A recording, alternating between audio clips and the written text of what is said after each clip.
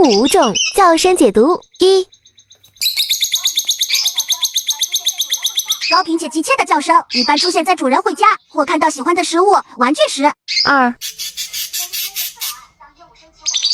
声音尖锐刺耳，当鹦鹉生气或感受到威胁的时候发出。3、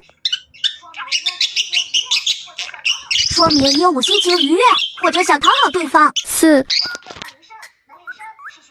模仿电话铃声、门铃声是学习适应环境，也有吸引主人注意的意图。5、发出轻快有停顿的叫声，说明它正在呼唤同伴。